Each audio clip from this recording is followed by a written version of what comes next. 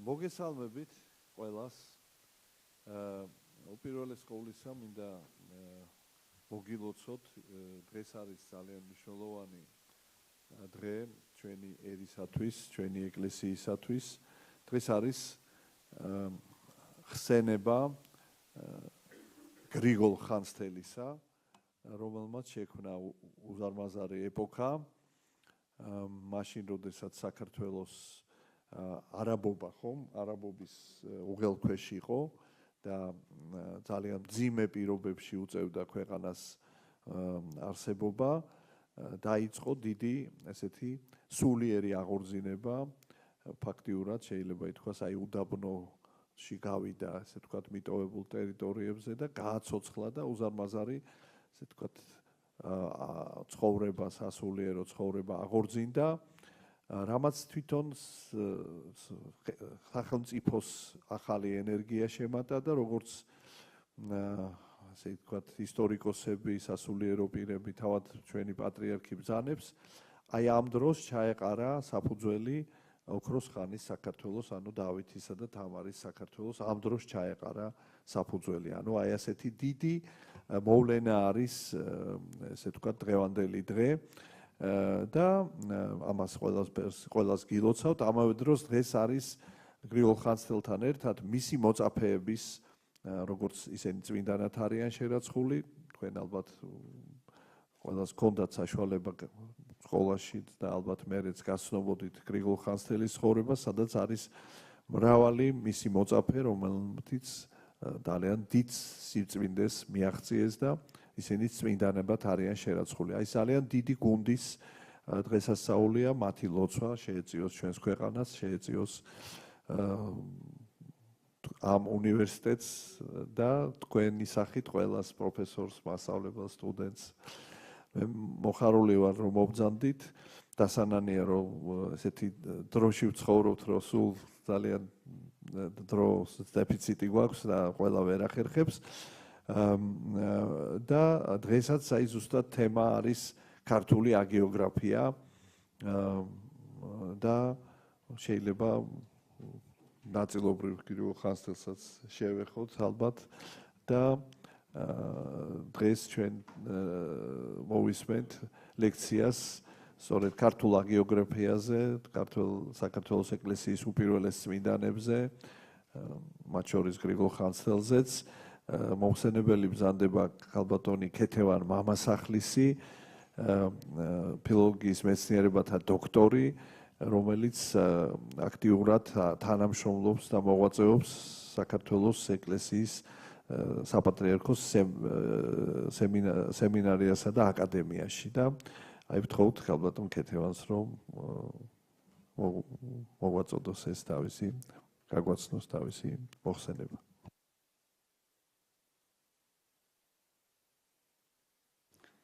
მოგესალმებით თქვენო მაღალ ყოლადოსახდელო ესობავ, ძვირფასო მამებო, ძვირფასო დედა ელენე, ძვირფასო ახალგაზრდებო, როგორც მე უფემ ბრძანა, დღეს ჩემი სალექციო თემა გახლავთ ქართული ჰაგიოგრაფია. რატომ მაინც და მაინც ქართული ჰაგიოგრაფია? სამწუხაროდ დღეს სოციალურ ქსელებში და არა მარტო სოციალურ ქსელებში ახალგაზრდათა და ძველ გაზრდათა შორის ძალიან აქტუალური გახდა ამ თემაზე საუბარი და ცოტა არ იყოს უარყოფითი კუთხით.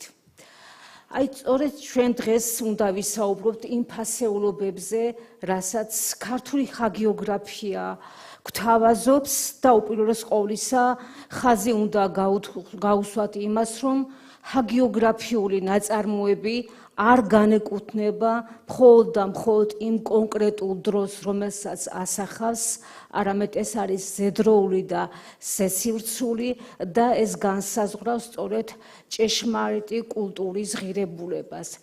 ის მარადის მისაბაძია ჩვენთვის, სანამ ეს სამყარო იარსებებს და საუკეთესო ნიმუშია ცხოვრების ვიწრო გზაზე სვლისა. სანამ უშუალოდ ქართულ ჰაგიოგრაფიაზე ვისაუბრებდე, ორიოდე სიტყვით მოგახსენებთ, რომ ქრისტიანულმა მსოფლმხედველობამ აბსოლუტურად ახლებური გაგება დაამკვიდრა ადამიანისა. თუ ანტიკური მსოფლმხედველობის თანახმად ადამიანის სრულყოფილებას განაპირობებდა მისი გარეგნული დახვეწილება და რაფინირებულობა და ასეთი ანტიკური ხანის ქანდაკება, ქრისტიანობამ აბსოლუტური შეხედულება მოიტანა. მან თქვა, რომ ადამიანი თავის თავში მოიაზრებს ორ დაპირისპირებულ მთლიანობას, ადამიანურსა და ღვთაებრივ წარმავალსა და წარუვალს და ეს დაპირისპირება თითოეულ ჩვენგანში ქმნის ჯვარს და ჩვენი ამქვეყნიური ცხოვრება არის დაპირისპირება და ბრძოლა აი ამ ორ საწყის შორის და იმის შესაბამისად ჩვენ თავში რომელ საწყის გავაბატონებთ მიუახლოვდებით ან პირიქით დავშორდებით შემოქმედს.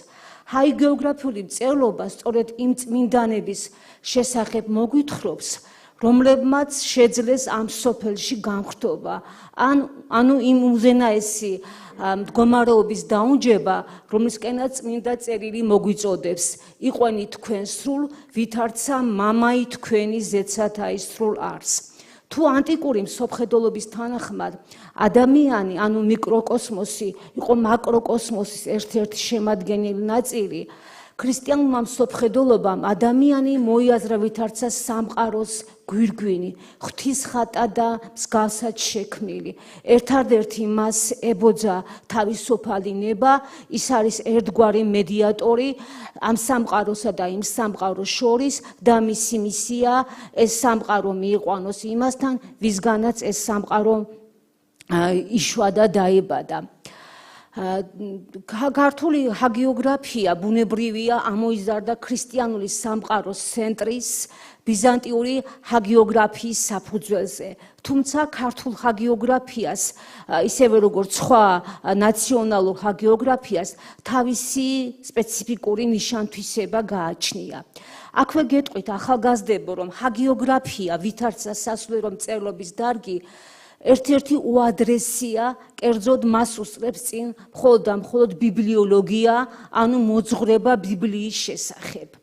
სასულიერო მწერლების დარგებს ერთხელ კიდევ შეგახსენებთ, გარდა ჰაგიოგრაფიის და ბიბლიოლოგიისა, მასში შენდის აპოკრიფები, ეგზეგეტიკა, დოგმატიკა, კანონიკა, მისტიკა, ლიტურგიკა და ასე შემდეგ. და სწორედაც რომ ჰაგიოგრაფია არის უძველესი დარგი სასულიერო მწერლობისა, მეტიც ის უნდა გაჩენილიყო მაშინ, როდესაც ქრისტიანული მსოფლმხედველობა წარმოიშვა და დაიწყო ზოგადად ბიბლიური მოძღვრების შესწავლა. და რატომ მაინც და მაინც ჰაგიოგრაფია უადრესი დარგი? ამაზე ცოტა გვიან მოგახსენებთ. მანამდე გეტყვით, რომ პირველი წმინდანები რომის მხედრიონელთა შორის გამოჩნდნენ. ანუ ესენი იყვნენ ის ადამიანები, რომლებიც მოესწრნენ მაცხოვრის ჯვარცმას და მათში მოხდა სულიერი ფერისცვალება და ჯვარცმელები თავად შეიქმნენ ჯვარცმულები და ჭეშმარიტ ქრისტიანულ სარწმუნოების დამდასტურებლები, ანუ მოწამეები. ალბათ ყველას გახსოვთ ლონგინოს ასისტავი, რომელთან დაკავშირებითაც არის გადმოცემა, რომ ის იყო ის ასისტავი, რომელიც შეესწრო მაცხოვრის ჯვარცმას, მეტიც მან მაცხოვარს გვერდში უგმირა. და იმ ფაქტმა, რის შემსწრეც თავად ლონგინოზი შეიქმნა, თავად გახდა ეს ფაქტი წინაპირობა მისი მოქცევისა და წმინდა მხედრად ქცევისა. აი ამ წმინდა მხედრების მოწამებრივი ამბები განიხილებოდა სასამართლო აქტებზე. რომაული სამართლის თანახმად დგინდებოდა ჩანაწერები, აქტები, სადაც მშრალად იყო გადმოცემული მათი მოწამეობრივი აღსასრულის შესახებ.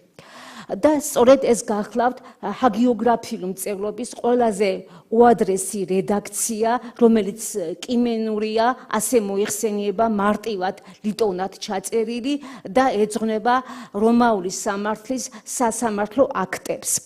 გარდა ჰაგიოგრაფიისა, წმინდანებისადმი მიძღვნილი სხვა სასულიერო მწერლობის დარგებიც არსებობს. ეს არის ენკომიები, ჰომილიები, ჰიმნოგრაფიის ნიმუშები და აპოკრიფები.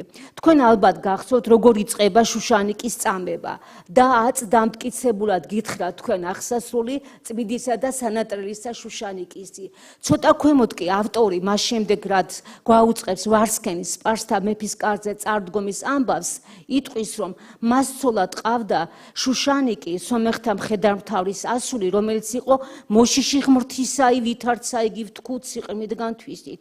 თუმცა ტექსტში არაფერია უწყებული შუშანიკის ყრმობისა და ყრმობიდანვე გამორჩეული ღვთისმოშიშობის შესახებ. თანამედროვე სამეცნიერო შეხედულების თანახმად ეს უნდა გახდეს ენკომია, რომელიც იაკობ ხუცესმა მოძღვარმა წმინდა დედოფალ შუშანიკისა წარმოთქვა მისი დაკრძალვის ჟამს. ამგვარი ტრადიცია განდიდება მიცვალებულისა, მისი მიწავის მიბარების ჟამს დღესაც არის შენარჩუნებული საქართველოს ზოგიერთ რეგიონში. ამდენად ჩვენ საქმე გვაქვს ერთ-ერთ უადრეს ენკომიასთან ამ ფრაზიდან გამომდინარე, სადაც განდიდებულია წმინდანი და შესაბამისად ისიც ჩვენ სასულიერო მწერლობის ერთ-ერთ დარგად შეიძლება მოიხსენიოთ. რაც შეეხება ჰომილიებს, ჰომილიაც სასულიერო მწერლობის უადრესი დარგია, თუნდაც ქართული ჰომილეტიკური მწერლობის უადრეს ნიმუშად შეიძლება დავასახელოთ აბოსწამების პირველი თავი, რომელიც თავისთავად არის პოლიჟანრული თხზულება, ხოლო პირველი თავი, რომლის სათაურია თხრობაი და მოძღვრებაი და ახლისა მოწამისა ხაბოის სიხსენებაი, სწორედ ჰომილეტიკური მწერლობის ერთ-ერთი უადრესი ნიმუშია და გარკვეულ სიახლოვეს ამჟღავნებს ჰაგიოგრაფიასთან. აქვე აბოსწამების მეოთხე თავი, წამებაი დიდებაი წმიდისა მოწამისა ხაბოისი, სწორედ ჰიმნოგრაფიის ერთ-ერთი უძველესი ნიმუში გახლავთ. ბუნებრივია ჰაგიოგრაფია ვითარცა სასულიერო მწერლობის დარგი, ისე თავისთავად არ დაიბადებოდა. მას ჰქონდა გარკვეული წინაპირობა, ხო, გარკვეული წყაროები. ჰაგიოგრაფიის წყარო გახლავთ წმინდა წერილი, ძველი და ახალი აღთქმა, წინასწარმეტყველთა ცხოვრებანი, დიდი ძველი აღთქმის პატრიარქების ცხოვრება, წმინდა და მართალიობის ცხოვრება, საქმე მოციქულ და ასე შემდეგ. მაგრამ ბიზანტიურ ჰაგიოგრაფიას, რომელიც გახლავთ ფორფოსტი ზოგადად ქრისტიანული სამყაროს სოფხედოლობისა, მისი ფუძემდებელი, ასე ვთქვათ, საფუძველი წყარო გახლავთ წარმართული ბერძნული რომანი. თქვენ ალბათ ყველას წაკითხული გაქვთ ანტიკური წერლობის ისეთი შედევრი, როგორიც არის ჰომეროსის ილიადა და ოდისეა, სხვებს აღარ დავასახელებ და გეტყვით, რომ სწორედ რომ აი ეს ანტიკური მსოფლმხედველობა, კერძოდ ანტიკური ლიტერატურა ერთგვარ მოდელად იქცა ბიზანტიური ჰაგიოგრაფიის წარმოსაშვებად. და აი ჩვენ მივადექით ჰაგიოგრაფიის თემას და იდეას.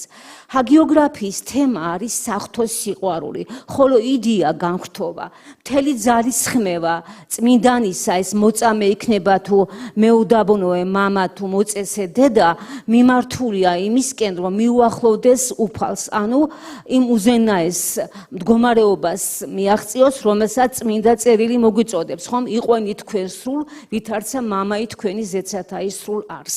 აქედან გამომდინარე, ჩემო ძვირფასო ახალგაზრდებო, ერთხელ კიდევ შეგახსენებთ, რომ ახლებურად შევხედოთ, ერთხელ კიდევ წავიკითხოთ ჰაგიოგრაფია და თქვენ დარწმუნდებით, რომ არ შეიძლება ჰაგიოგრაფია მიმოვიხილოთ როგორც სამუზეუმო ექსპონატი, რომელიღაც ეპოქის მოვლენა, არამედ ეს არის საუკეთესო ნიმუში იმისათვის, თუ როგორ ავმაღლეთ ჩვენს ეგოისტურ მეზე და როგორ დავამკვიდროთ ჩვენში საუკეთესო პიროვნული მე. ჰაგიოგრაფია არ არის მხოლოდ მშრალი ისტორიული თხრობა, თუმცა შეგახსნებთ, რომ ჰაგიოგრაფიაში ყველაფერი ისტორიულ სინამდვილეს გამომდინარეობს, პერსონაჟები ისტორიულები არიან და მოქმედებაც ისტორიულ ვითარებაში ხდება. მას აქვს 4 სინკრეტული ხასიათი, აი, გამოკვეთილად, როდესაც ქართულ ჰაგიოგრაფიულ ძეგლებზე მუშაობთ, ეს 4 სინკრეტული ხასიათი იკვეთება კარგად. ეს არის პირველი, ისტორიულ ფილოლოგიური დანიშნულება ქართული ჰაგიოგრაფიისა. მართლაც თუ ამ კუთხით შევხედავთ, დავინახავთ, რომ ისტორიული ვითარების შესასწავლად რამდენად საიმედო წყარო ყოფილა ქართული ჰაგიოგრაფია. თუნდაც განვიხილოთ ჩვენ შუშანიკის წამება იმ ეპოქის საქართველოს შესააცნობად, ხო, როდესაც ჩვენს ქვეყანას დიდი საფრთხე ემუქნება წარმართული სპარსეთის მხრიდან და ერთადერთი გადარჩენის გზა არის ქრისტიანობის ფრთეთაქეშე ცვლა და ქრისტიანობა არის ჩვენი ეროვნობის მთავარი ნიშანი, ხო? მეორე არის ლიტურგიკულ ეულტაროგიური ნიშანი ჰაგიოგრაფიისა. ეს რას ნიშნავს? მოგეხსენება ჩემო ძვირფასო ახალგაზრდებო, რომ ქრისტიანობა არის წიგნობრული რელიგია და რომელიც სახელმწიფოშიც ის ცხადდება, ბუნებრივია დღის წესრიგში დგება, რომ იმენაზე ითარგმნოს საღვთისმსახურო წიგნები, რათა იმენაზე შესწორდეს ღვთისმსახურება, ხო, ლიტურგია. შესაბამისად, თუ ჩვენ ძველ ისტორიას, ეკლესიის ისტორიას გადავხედავთ, დავინახავთ, რომ ღვთისმსახურების ერთ-ერთი უცვლელი კომპონენტი იყო, რომ მასში ჩართულიყო ამა თუ იმ წმინდანის მოკლე ცხოვრება. აქედან გამომდინარე, ლიტურგიკულ ეულტაროგიური დანიშნულება ქონია ქართულ ჰაგიოგრაფიასაც და სწორედ იმიტომაც იქნება წმინდანის მოწამებრივი თუ ცხოვრება მოქალაქეობრივი ცხოვრების ამსახველი თხზულება, რომ ის ჩაერთოს ღვთისმსახურების ჟამს, წესდება მისი ხსენების დღე და როდესაც ადამიანის წმინდანად შერაცხვა კანონიზაცია ხდება, ერთ-ერთი პირობა არის ამისა, რომ დაიწეროს მისი მოღვაწეობის ამსახველი თხზულება. ანუ დანიშნულება ჰაგიოგრაფიისა არის ლიტურგიკულ ეულტაროგიური. ერთი სიტყვით შეგახსნებთ, ისედაც გემახსოვრებათ თქვენ, რომ გრიგოლ ხანძთელის ცხოვრების დასაწყისში გიორგი მერჩული, რომელმაც ეს ნაწარმოები ჩვენი დიდი მამის, რომელიც ხსენებაც დღეს გახლავთ და კიდევ ერთხელ გილოცავთ მთელი გულით, ამბობს, რომ მისი ცხოვრება და საერთოდ წმინდანებისა ისედაც ჩაწერილია ცხოვრების წიგნში, მაგრამ ის იმისთვის უნდა დაიწეროს, რომ ჩვენთვის ამ სოფელში მყოფთათვის იყოს საუკეთესო ნიმუში ცხოვრების იწრო გზაზე სვლისა. აი სწორედ ესაა დანიშნულება მეორე ნიშანი ჰაგიოგრაფიისა. მესამე ეს არის დიდაქტიკური სწავლა, აღზრდობითი ფუნქცია ჰაგიოგრაფიისა. მართლაც ჰაგიოგრაფიაზე საუკეთესო მასწავლებელი ახალგაზრდისათვის არაფერი შეიძლება იყოს, რადგან იგი ზნეობრივ სწავლას ემსახურება, ადამიანის განსწავლას, რათა მან თავის თავში საუკეთესო მე დაამკვიდროს და დაუკვირდეს თავის მთავარ მისიას. აი მოგვიანებით, როდესაც დიდი დავით გურამიშვილი საოცარი ღვთისმოსავი ადამიანი იტყვის, თუ რას ნიშნავს ჭეშმარიტი სწავლა, სწორედაც რომ უნდა ვიფიქროთ, რომ იმ პრინციპებს გულისხმობს, რასაც ჰაგიოგრაფია. შეგახსნებთ მის სიტყვებს. ყმაწვილი უნდა სწავლობდეს საცნობლად თავისადაო. ვინ არის სიდან მოსულა, სად არის სწავა სადაო. ვინ შექმნა ციხლეთი ხაჭურჭელად, რას უძღვნის ხელფასადაო.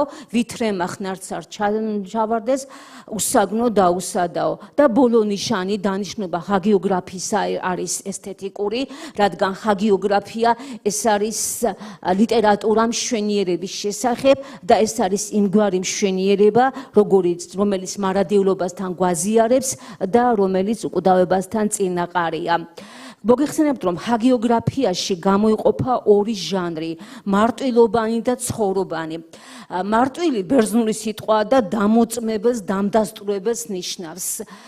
ზოგადად ბიზანტურ და ქართულ სასულიერო მწერლობაში მარტვილობის საფუძველი განსხვავებულია. ბიზანტიურ მწერლობაში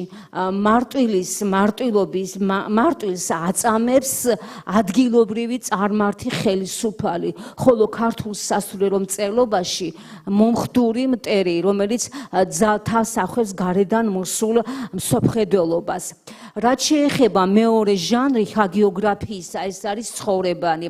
ცხოვრებანი ეს ჟანრი წარმოიშვა მაშინ, როდესაც ქრისტიანობა უკვე არ არის დევნილი რელიგია, მაგრამ როგორც ჩანს, კაცობრიობის საუკეთესო ნაწილში იმდენად ანთია ჩაუქრობეს ცეცხლად სიყვარული უფლისა, რომ ეს სიყვარული მათ ამ ქვეყნად ყველაზე ძვირფას ოჯახს, თავის მდგომარეობას, ზოგჯერ სამშობლოსაც კი ატოვებინეს, ისინი მიდიან მონასტრებში, გადიან უდაბნოებში და ასეთი გზით განიხთობიან.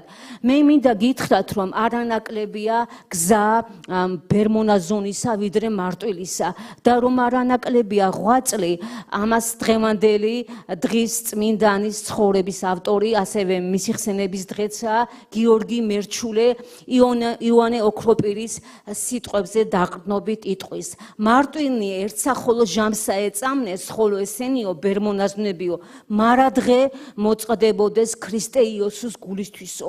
ანუ ასკეტის გზა არის ყოველდღიური წამება, რადგან ეს არის მარადის საკუთარ თავზე მაღლა დგომა და მართლაც ასეთები არიან ჩვენი საამაყო ბერმონაზვნები. აქვე ვიტყვი, რომ ბიზანტიურ ჰაგიოგრაფიაში ქართული ჰაგიოგრაფიისაგან განსხვავებით უფრო მეტი სასწაულებია. ქართულ ჰაგიოგრაფიაში ამ მხრივ უფრო დაწურულია ქართული ჰაგიოგრაფიული ძეგლების სასწაულების მხრივ. იგივე გრიგოლ ხანძთელის ცხოვრება რომ გავიხსნოთ, სასწაულები მას მოგვიანებით 60-იან წლებში ემატება მე-10 საუკუნისა და ბაგრატ ერისთავი ურთავს ხომ. ქართულ ენაზე მოგეხსენებათ, რომ ღვთისმსახურების შემოღება უკვე მე-4 საუკუნეში იწყება, მას შემდეგ რაც ქრისტიანობა ოფიციალურ რელიგიად ცხადება და ბუნებრივია, რომ ღვთისმსახურების ერთ-ერთი უცილობელი ელემენტი აი ამ წმინდა წერილთან ერთად ხდება ჰაგიოგრაფიული ძეგლების შექმნა. და რომ შუშანიკის წამებამდე უნდა შექმნილიყო და თუნდაც თარგმნილი ყოფილიყო ქართულ ენაზე ჰაგიოგრაფიული ნიმუშები, ამას შუშანიკის წამების ავტორი გვეტყვის, როდესაც ამბობს თანაწარი ტანა ევანგელიი თვისი და წმინდანი წიგნი მოწამეთანი, ანუ ევანგელე გასაგებია სახარება, ხოლო წმინდა მოწამეთა წიგნები შესაძლებელია ჩვენ დაბეჯითებით ვერ ვიტყვის ბერძნულ ენაზე იყო თუ ქართულ ენაზე, მაგრამ მეცნიერების ვარაუდით ეს უნდა ყოფილიყო ხანმეტი მრავალთავი მე-5-მე-6 საუკუნის ძეგლი შემოგრჩა, თუმცა ეს რა თქმა უნდა პირველი საფუძვლები შუშანიკის ეპოქისა და მოგვიანე ხანის ხელნაწერი სახით შემოგრჩა და ეს უნდა ყოფილიყო უშუალოდ ქრისტინეს და კვიპრიანეს წამება, რომელსაც შუშანიკი კითხულობდა. ჩვენ აი ახლა მივედით ბიზანტიურ ჰაგიოგრაფიულ კრებულებთან. სანამ კრებულებზე ვისაუბრობდით, გამოყოფდით ჰაგიოგრაფიული მწერლობის 3 რედაქციას. ეს არის კიმენური, მეტაფრასული და სვინაქსარული. როგორც გითხარით, კიმენური ყველაზე მარტივი ტექსტებია, რომელიც სასამართლოს რომაული სამართლის აქტებს ეფუძნება. თავად ტერმინი კეიმენა ანტიკურ ლიტერატურას უკავშირდება, მოგვიანებით ეს იყო ძველი და ახალი აღთქმიდან აღებული ტექსტი, რომელიც გამზადებული იყო კომენტირებისათვის, ეგზეგეზისათვის. თავად ეფრემ მცირე გახლავთ ის პიროვნება, რომელმაც ეს ტერმინი დაამკვიდრა, ის გახლავთ მე-11 საუკუნის დიდი ფილოსოფოსი მამა, შავმთის მწიგნობური სკოლის წინამძღოლი და ის ამბობს, რომ ძველი წიგნი მოწამეთაი, რომელსაც კიმენ უწოდიან. და ამით გამიჯნეს ერთმანეთსაგან პირველი რედაქცია ჰაგიოგრაფიული მწერლობისა, მეორე მეტაფრასული ტექსტებისაგან. ქართულ სინამდვილეში ეს ტერმინი პირველი რედაქციის აღსანიშნავად შემოიღო კორნელი კეკელიძე. წმინდა ევთიმე მთაწმინდელი 955-1028 წლებში მოღვაწეობდა იგი და მან ცხოვრების შეგნებული წლები ათონზე გაატარა, ასრულებს კიმენური რედაქციის თარგმნას ქართულ ენაზე. უნდა გითხრათ, ჩემო ძვირფასო ახალგაზრდებო, რომ ქართულმა ჰაგიოგრაფიულ ბიბლიურმა მწერლობამ რაღაცა ორი პერიოდი მოიცვა განსაკუთრებულად. პირველ პერიოდში, პირველ მერვე საუკუნეებში ის დაკავშირებულია აღმოსავლურ საქრისტიანო ცენტრებთან, ისე როგორც ჩვენი ეკლესია, ხო? კერძოდ განსაკუთრებით პალესტინასთან. აქედან გამომდინარე, ჩვენ გვაქვს იმდაგვარივე მენეოლოგიური ტიპი, ანუ რიგიწმინდანთა ხსენება დალაგება შეწყობისა კალენდარული სისტემის მიხედვით, როგორც არის მაგალითად იერუსალიმურ-პალესტინური კალენდარი. და ჩვენ აუცილებლად უნდა ვახსენოთ საბა განწმენდილის ლავრა, რომელიც იერუსალიმის მახლობლად მდებარეობდა, სადაც მე-6 საუკუნეში უკვე მოღვაწეობენ ჩვენი წმინდა მამები. აქ იმდენად დაწინაურდა ქართული კულტურა, რომ შემუშავდა საბაწმიდური რედაქცია, საბაწმიდური ხელი. ალბათ თუ გახსოვთ, კარგი იქნება, თუმცა შეგახსენებთ გიორგი მთაწმიდელი სახარებისეულ რედაქტირებულ ტექსტზე ურთავს ანდერს ჩვენი ყოველნი სახარებანი ცხანმეტიცა და საბაწმიდურიცა კეთილად თარგმნილი არიან, ანუ უკვე საბაწმიდური რედაქცია არსებობს სახარებისა. სწორედ საბაწმინდაში მოღვაწეობდა სეითი, რომელმაც შეიქმნა სინური მრავალთავის, ეს გახლავთ პირველი თარიღიანი ხელნაწერი, რომლის გადამწერი არის გრიგოლ ხანძთელის მოწაფე მაკარი ლეთეთელი, ერთ ყველაზე მნიშვნელოვანი მასალის შემქმნელი. მეტაფრასული რედაქცია არის მეორე ეტაპი ჰაგიოგრაფიული თხზულებისა, და გახდა ამგვარი რედაქციის წარმოშობის წინაპირობა. მეტაფრასული რედაქცია უფრო მაღალმხატვრული ღირებულებით გამოირჩევა პირველი მარტივი ტექსტებისგან. ის უფრო განშვენებულია მხატვრული დეკორით და ასევე საღვთისმეტყველო მსჯელობის ჩათვლით. მეტაფრასული რედაქცია განაპირობა იმან, რომ ქრისტიანულ წიაღში მოგეხსენებათ არაერთი ერესი წარმოიშვა და როდესაც ხდებოდა ამ კეიმენური ტექსტების გადაწერა, გადამწერებს შორისაც აღმოჩნდნენ მწვალებლები, ისინი შთაურთავდნენ და ყრდნიდნენ თავიანთი მწვალებლობით ამ წმინდა თხზულებებს, ამიტომაც მე-6 მსოფლიო საეკლესიო კრებამ კონსტანტინოპოლისა შემოიღო ჰაგიოგრაფიის ცენზურა დააწესა, ანუ ხელახლა უნდა გადახედილიყო ეს კეიმენური ტექსტები და მართლაც მე-10 საუკუნეში ათონზე გამოხდა ასეთი გამოჩნდა სვიმეონ მეტაფრასტი, რომელმაც აიღო კალენდარული პრინციპით დალაგებული წმინდანების ცხოვრება სექტემბრიდან იანვრის ჩათვლით 982 წელს და გარდაკაზმა განამშვენა. ეს მეტაფრასული ტექსტები ქართულ ენაზე გადმოიღეს სტეფანოს სანანოიძემ, დავით ბელმა, გიორგი მთაწმიდელმა, ეფრემ მცირემ, თეოფილე ხუთესმონაზონმა და სხვებმა. მე-11 საუკუნეში გამოჩნდა იოანე ქსიფილინოსი, რომელმაც დანარჩენი 6 თვის საკითხავები გარდაკაზმა განამშვენა და ერთი რამ ძალიან საყურადღებოა ჩემო ძვირფასო ახალგაზრდებო, რომ ამ ქსიფილინოსის ამდენი თვის თებერვლიდან სექტემბრამდე საკითხავები ქართულ ენაზე ბუნებრივია ითარგმნა ისევე როგორც დანარჩენი წინა საკითხავები, ის თარგმნა პეტრიწონის მონასტრის სკოლიდან პეტრიწონის სტილით ითარგმნა, იმიტომ რომ თარგმანს ეტყობა და ითარგმნა დამიანეს მეფე დემეტრეს მეფობის ჟამს და აქვე გეტყვით, რომ დედანი ამ მეტაფრასული ტექსტებისა დაკარგულია და ჩვენ გვაქვს საბედნიეროდ ეს სრული ქართული ტექსტი ამ იოანე ქსიფილინოსის ქართული თარგმანებისა და ამით შეიძლება აღდგეს ის ასე ვთქვათ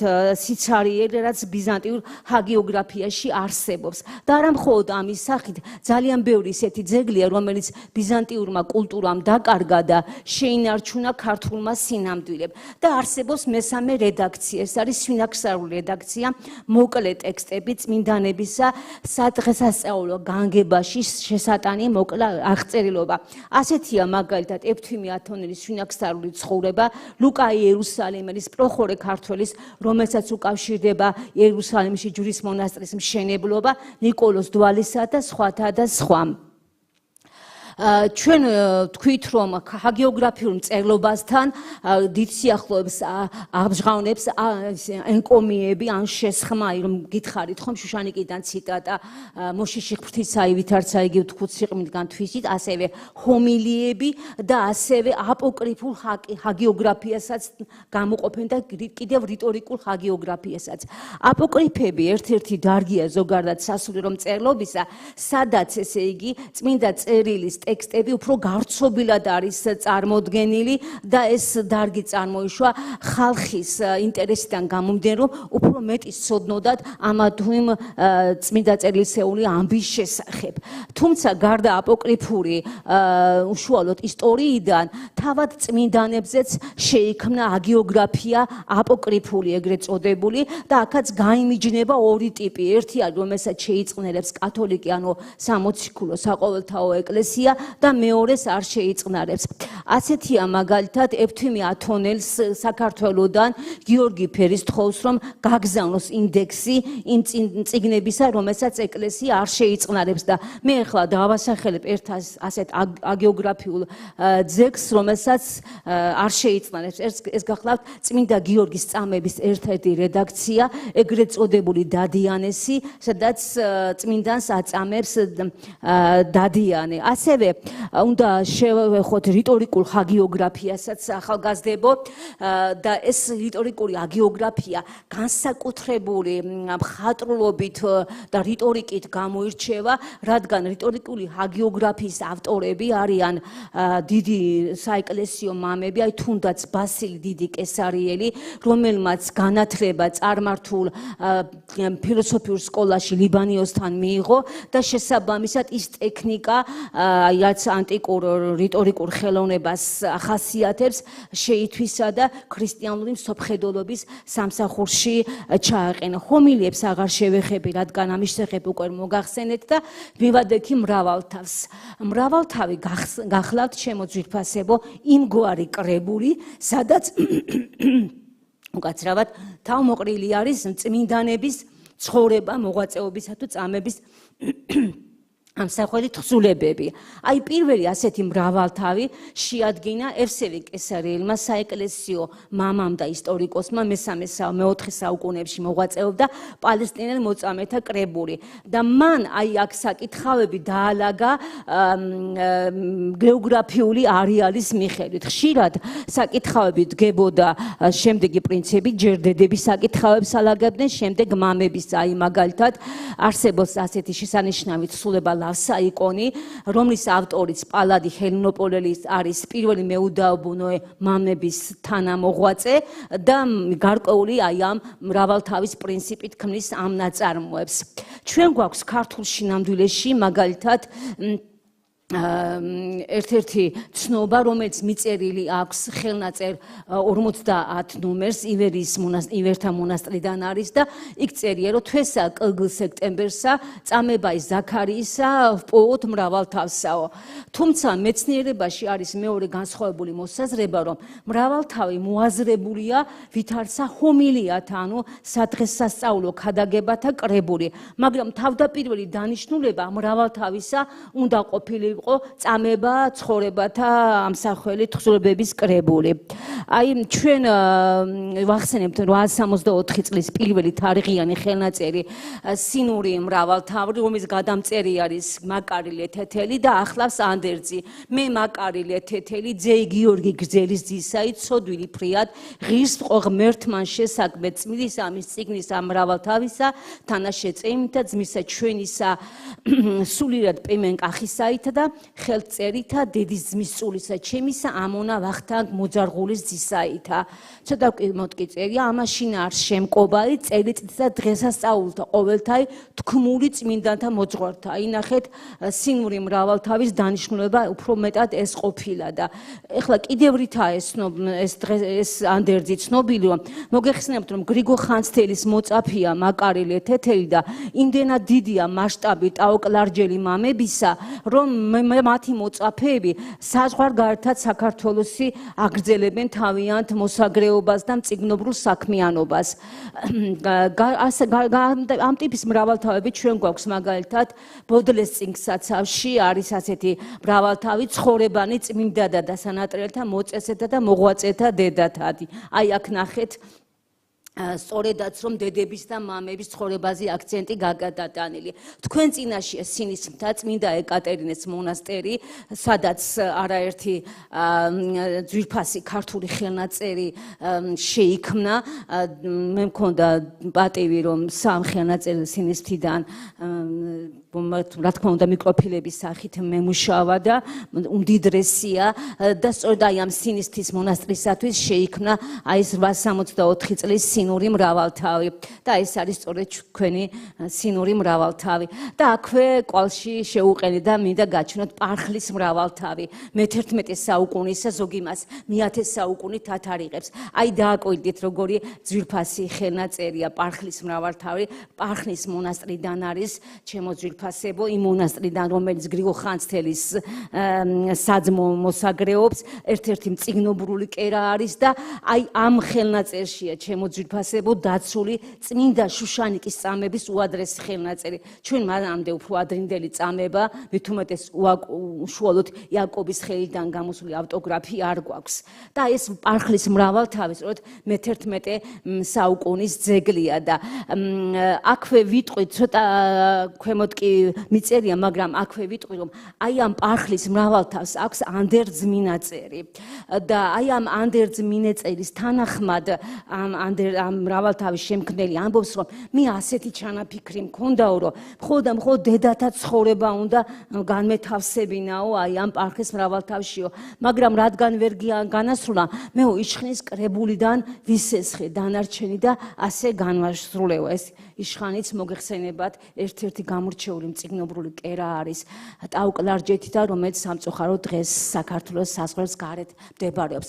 როგორც გითხარი, ცხოვრება და ჟანრში ორი ქვეჟანრი გამოიყოფა, ეს არის პატერიკები და ის ზოგადად ჰაგიოგრაფიაში ორი ჟანრია, მარტვილობანი და ცხოვრებანი და საკუთრივ ცხოვრებათა ჟანრში გამოიყოფა მატერიკები და პატერიკები. ანუ დედები, მამებისა და დედების ცხოვრება, ასკეტური მოსაგრეების ამსახველი თხზულებები. მე ევსევი კესერიელის კრებულზე უკვე ვისაუბრე და ეს პარხლის მრავალთავი სწორედ დედათა, ანუ მატერიკების კრებულად ჩაფიქრებული მრავალთავი ყოფილა, მაგრამ რახან ვერ განაასრულა მისმა შემქმნელა, იშხნის კრებულიდან ისესხა საკითხავები. ხო, აი ჩვენ გვაქვს ასევე მე-11 საუკუნის იერუსალიმის ჟურის მონასტრიდან მამათთა და ცხოვრებები და ძალიან აქვე შეგახსნათ ჩემო ძვირფასებო რომ ქართულ ნათელგირი ჰაგიოგრაფია ძალიან ეხმარება ბიზანტიურ ჰაგიოგრაფიას ძალიან ბევრი რაღაცები რო აღადგინოს და პირიქით. და აი მე აქ ილარიონ ქართველის ცხოვრება შემთხვევით არ მყავს მოყვანილი, ეს გახლავთ ის პიროვნება, რომელიც არის ერთგვარი ხიდი ქრისტიანულ ქართულ და ბიზანტიურ სამყაროს შორის. ეს არის პიროვნება, რომელმაც პირველად ქრისტიანული სინამდვილე ბიზანტიურთან დააკავშირა და ის იყო ძალიან დიდი ავტორიტეტი ბიზანტიის საიმპერატორო კარზე, შერაცხეს წმინდანად, ბერძნულად დაიწერა მისი ცხოვრება და შემდეგ გადმოთარგმნა ეფთვიმე ათონელმა და ეს გზა მისი განაგრძელა ათონის მწიგნობრულმა სკოლამ.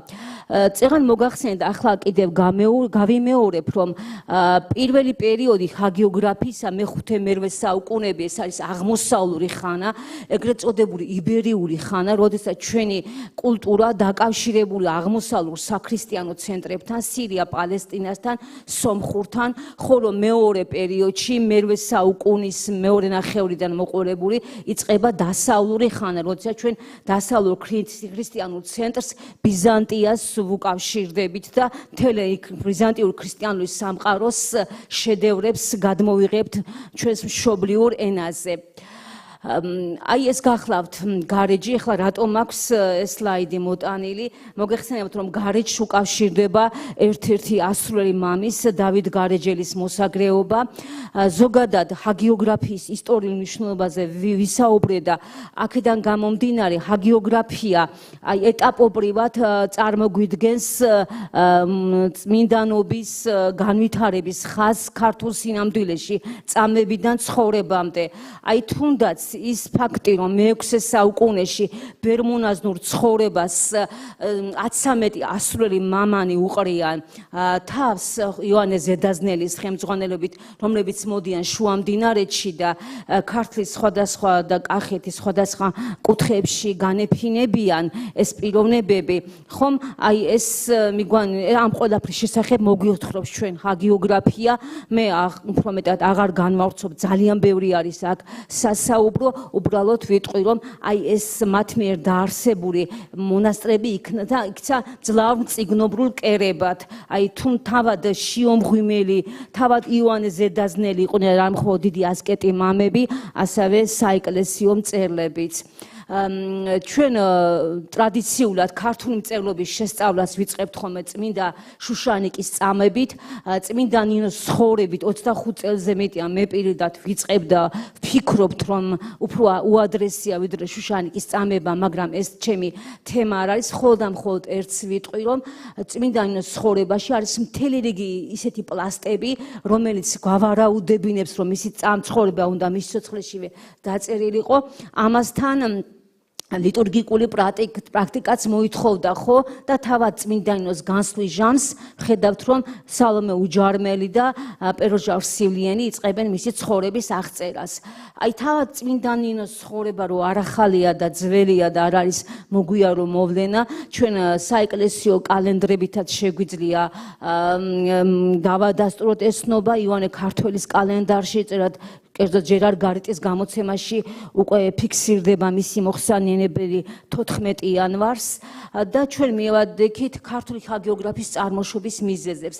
ნაწილობრივ უკვე შევეხე ამას, ეს არის ქვეყნის შიდა პოლიტიკური და რელიგიური დაპირისპირება და ქართული მარტიროლოგია მართალია პირველი ეტაპია ქართული ჰაგიოგრაფიული მწერლობისა, მაგრამ ჩვენი აბედითი ყოფიდან გამომდინარე მარტვილელები მოგვიანო ხანაშიც და თვით ჩვენს წინარეს საუკუნეშიც არაერთი დიდი წმინდა მოღვაწე გამობრწყინდა, ხომ? ერთი რამ მინდა გითხრათ თქვენ, რომ წამებათა და ცხოვრებისში იდეალის მიღწევის ორგვარი გზა არსებობს. ერთი საკუთარი სიცოცხლის ხერხად მიტანით, მეორე კი ასკეტური მოსაგრეობით. და გარდა ამისა, ჰაგიოგრაფიის გმირები აქვე ყურადღება უნდა გავახმახვილოთ და გავიხსნოთ დიდი რევასირაძის სიტყვები, არ არიან სახე-ხასიათები, ისინი არიან სახე-იდეები, ისინი ზედროულ იდეას ემსახურებიან და ძლევენ სიკვდილს. აი აბოთფილელის წამებას, ზოგადად ჰაგიოგრაფია, ეს არის სწავლება, ეს არის ლიტერატურა სიკვდილის დამარცხებისა, სიკვდილის ძლევისა და ჭეშმარიტ სიცოცხლესთან მიახლებისა. აი თუნდაც აბოთფილელის წამება გავიხსენოთ, ხომ? ის თქვენზე ცოტა ოდნავ უფროსი იყო 21-22 წლის ჭაბუკი, როდესაც დასასჯელად მიყავს და იცის, რომ მას თავი უნდა მოკვეთონ და მასში იმდენად დიდი მზაობაა აი ამ ყველაფერთან შეხვედრისა, რომ ატირებულ ხალხს აქეთ მიმართავს და ეუბნება, ნუსტირ ჩემზე და არამედ გიხაროდენ, მე დღესა უფლისა ჩემი სამივალ და მშვიდობა მან უფლისამან დაგიცვენი თქვენ. ახლობლებს ებრალებად, ხო 21 წლის ჭაბუკია, მაგრამ ის ეუბნება მათ, რომ ეს სატირადე კი არა, სასიხარულოა. რატომ არის სასიხარულო? იმიტომ რომ მე დღესა უფლისა ჩემი სამივალ და თავად მისი მზაობა, ხოლო იგი მივიდოდა ვით არცავინ მოგზაურ ექნეს თვის ამას გვამსა ეგრე მოგზაურ ქმნილი თავად ეტყოდა ფსალმუნს და 118-ეს ციტატა არასწორად წარმოგიდგენთ. თავარი ის არის, რომ მას თითქოს მის სულს სხეული დაუტოვებია, ზემოდან დასტყურებს გაციებულ გვამს, მიაცილებს და 118 ფსალმუნს უკითხავს. ეს გახლავთ ის ფსალმუნი, რომელსაც იწყება მე-17 კანონი, ხომ? და რომელსაც წესის აგების დროს უკითხავენ გარდაცვლილი ადამიანებს, ხომ, ისეთი დიდი მზაობა აქვს იმ სოფელში ჭეშმარიტ ცხოვრებასთან მიახლებისა, ხომ? ჩვენ მარტვილთა და ცხოვრებათა გზას და გავეცანით, ერთი რაღაც აუცილებლად უნდა გამოვყო ცხოვრებათა გზაში, აი სამი ეტაპი გამოიყოფა, ეს ასურე მამათა მოღვაწეობა, შემდეგ ტაო-კლარჯეთის სკოლა და ბოლოს ათონი, რომელიც წარმოდგენილია დიდი ათონილი მამების იოანეს ეფთვიმეს და გიორგი მთაწმინდელის სახით და ჩვენ გავიხსნოთ ჩვენი სახელოვანი მეცნიერების ნათქვამი, რომ არა ათონის მწიგნობრული სკოლა, ქართული მწერლობა სულ სხვა ხაზით წავიდოდა და რომ არა ათონი ჩვენ არ გვექნებოდა ვეფხისტყაოსანი. მე ერთი კიდევ ნიუანსზე მინდა გავამახვილო ყურადღება, რით განსხვავდება ქართული ასკეტური ცხოვრება ბიზანტიურისაგან. ბიზანტიურ მწერლობაში ნაჩვენებია თუ როგორ გზას გაივლის დიდი ასკეტი მამა. მაგალითად ლავსაიკონში პალადი ჰელენოპოლელი ავტორი ამ თხზულებისა გვეუბნება, რომ მე გზად შემხვდა მიმავას მაკარი დიდი, რომელსაც ზურგზე რაღაცა უზარმაზარი როდი ჰქონდა მოგდებული და გამოქვაბული ჰქონდა გამოთხრილი მიწის ქვეშ და მიდიოდა და მოდიოდა და ამ დროს ის 30 წლის ჭაბუკი იყო და თავისი სიმშვენიერით ყვაოდა და ახალგაზრდული სიმშვენიერით და რო ვკითხე მას რატომ აკეთებდა ასე, მან მითხრა დავაცხრობ დამაცხრობელსა ჩემსა. ამისგან განსხვავებით ქართულ ჰაგიოგრაფიაში ასკეტური ხასიათის თხზულებაში, როდესაც შემოდის პერსონაჟი, მას თავის თავში უკვე ძლეული აქვს აი ეს ადამიანური საწყისი უკვე განხრთობილია, ანუ უკვე მიღწეული აქვს იმ უზენაესი მდგომარეობისათვის, რომელსაც ქვია სისწრულე. მაგალითად, გიორგი მერჩულე ახალგაზრდა გრიგოლ ხანძთელზე გვეუბნება, რომ ის არ იყო ვითარცა ჭაბუკ და მზუაობა ჭამათა გულისათქმელთა მოყვარე, არამედ თავი თვისით დანიელ წინასწარმეტყველისა სიტყვასა იტყვინ. პური გულისათქმელი არა ვჭამო და ესეთ მიიღი საზდერი საგლახაკოი ხორცთა თვისთა განსამტკიცება წმინდა მან გრიგოლ, რომელი იყო დაბალი გულთა და მოწყალე გონებითა, ხომ? აი ეს მდგომარეობა უკვე დაუნჯებულია, სამაგერო ჩვენ დავინახავთ იგივე გრიგოლ ხანძთელი, როგორ ეხმარება თუნდაც ნეძველ მამებს სიმდაბლის სათნოებაში, განსწავლაში და ასე შემდეგ და ასე შემდეგ. ქართულ ჰაგიოგრაფიამ მარტვილობის სამი ეტაპი განვლო, ეს არის წმინდანები, რომლებიც მაზდიანთაგან არიან წამებული, შუშანიკი, რაჯდენ პირველმოწამე, ესტატი მცხეთელი. გვაქვს არაბთა ძალმომროვების ხანის სამსახური მარტვილოგიური თხზულება აბოთფილელის სახით და სპარსელების ძალმომროვების მოგვიანო ეპოქა, წმინდა დიდმოწამე ქეთევანი, რომლის 400 წლის აღსრულების დღესასწაული გარდაცვალებისა რამდენიმე დღის წინ ვიზეიმე და წმინდა მეფე ლუარსაბი, მათი ავტორები არიან გრიგოლ დოდორქელი და ბესარიონ ორბელიშვილი. ზოგადად მე-5-მე-11 საუკუნე არის ქართული ჰაგიოგრაფიის კლასიკური პერიოდი. ერთი რამ მინდა კიდე გითხრათ ქართული ჰაგიოგრაფიისათვის ნიშნეული. ზოგადად მოგეხსენებათ, რომ ქრისტიანობა არის ზოგად საკაცობრიო ფენომენი და ის არ შეიძლება რომელიმე ეროვნულ ჩარჩოებში და ნაციონალურ ჩარჩოებში მოვაქციოთ, ის გაცილებით დიდი მოვლენა, მაგრამ ისეთი პატარა ერებისათვის, როგორიც ჩვენი ერია, ქრისტიანობამ ეროვნულობის ნიშანით შეიძინა და სწორედ ამაშია საიდუმლო იმისა, რომ ჩვენმა ერმა შეინარჩუნა მეობა და თვითყოფადობა, რადგან ჩვენთვის ქრისტიანობისათვის თავდადება ეროვნული გმირობის ტოლფასია, ამიტომაც თუ ჩვენს ისტორიას შევხედავთ და გავიხსნებთ ივანეს საბანისძის სიტყვებს, ჩვეულებისა მამულისა გზაზე სვლა, ჩვენთვის ყოველთვის იყო ქრისტიანობის ფრთეთა ქვეშ სვლა და ამან შეგვინარჩუნა მეობა და თვითყოფადობა. აქ თქვენ წინაშია ხანძთის დიდებული მონასტერი, რომელიც გრიგოლ ხანძთელმა დააარსა და თავად გრიგოლ ხანძთელის ხატი თქვენ წინაშია და ზარზმის ფერისვალების ხატი. ეს აი ზარზმის ფერისვალების ხატი რისთვის მოვიტანეთ თქვენთან? მე გითხარით, რომ ჰაგიოგრაფიას ძალიან დიდი ისტორიული დანიშნულებაც აქვს და ბევრ რაღაცას გვიხსნის. აი სერაპიონ ზარძმელის ცხოვრება, რომლის ავტორიც არის ბასილი ზარძმელი, გვეუბნება, როდესაც აი ამ ცხოვრების პერსონაჟები, სერაპიონი და ძმანი მისნი მიდიან ტაძრის აღსაშენებლად თავიანთი მოძღვრის მიქაელ პარეხელის კურთხევით, მათ წინ უძღვით სწორედ ფერისცვალების ხატი და ფერისცვალების ხატის კანონიზება ხდება იმ პერიოდში ამ დღესასწაულისა, როდესაც ხატმებრძოლეობის ერესი მძვინვარებს და აქედან გამომდინარე, აი ეს ხატიც გვეხმარება ჩვენ რომ მათ წინ უძღვით, რომ დავათარიღოთ თუ როდის შეიქმნა ეს ნაწარმოები და რომელი ეპოქის გმირები არიან, რადგან მეცნიერთა შორის ორი განსხვავებული მოსაზრება, ნაწილი ფიქრობს, რომ ეს არის გრიგოლ ხანძთელის თანადროული ეპოქა, ხოლო მეორე ფიქრობდა, რომ ეს არის შიო მღვიმელის ეპოქა დაახლოებით, რადგან სერაპიონის მოძღვარი მიქაელ პარეხელი მოხსენიებულია ვითარცა შიო საკვირველთმოქმედის მოწაფე, რომელიც ვითარცა მთიები ისე გამოფწყინდა სანახებსა ქართლისასა და სწორედ ერთ-ერთი მოწმობა, რომ ეს ნაწარმოები არ შეიძლება მე-19 საუკუნეზე ადრე გადავიტანოთ, სწორედ ამის მოწმობა გახლავთ ეს ხატი. და ჩვენ თქვენ წინაშია ასევე ივანე თორნიკეს ჯაჭვის პერანგი ათონიდან. მოგეხსენებათ, რომ ივანე თორნიკი ეს არის ცნობილი მხედართმთავარი ახალგაზრდა, რომელიც დაეხმარა ბიზანტიის იმპერიას, რომ ეუტებინა ბარდასკლიაროსი, რომელიც ქრისტიანული სამყაროს ცენტრს დიდ საფრთხეს უქმნიდა და თორნიკე, რომელიც ამ დროს უკვე შემონაზვნებულია ათონზე, იხდის დროებით ბერის სამოს, იცვამს ჯაჭვის პერანგს და მას ამ მტერს აოტებს ხომ და ეს სიწმინდე ათონზე ინახება როგორც დიდი რელიკვია. ჩვენ წინაშია ასევე აშოტ კურაპალატის ბარელიეფი ოფისის მონასტრიდან.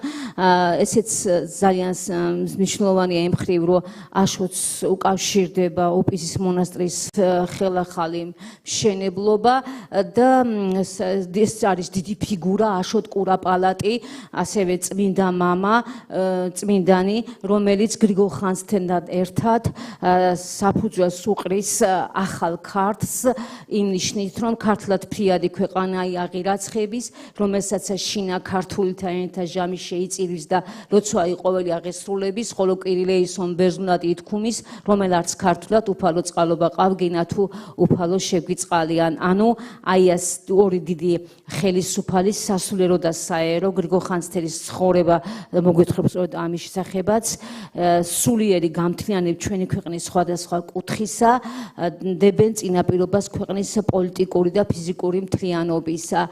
ეს კიდევ ათონის ივერთა მონასტერია, სადაც დიდი ათონელი მამები გამოფწყინდნენ და აი ეს მონასტერი სწორედ იმ მონაგებით აიგო 999-93 წლებში, რომელიც ივანე თორნიკე ყოფილმა ბრძოლის ველიდან მოიტანა.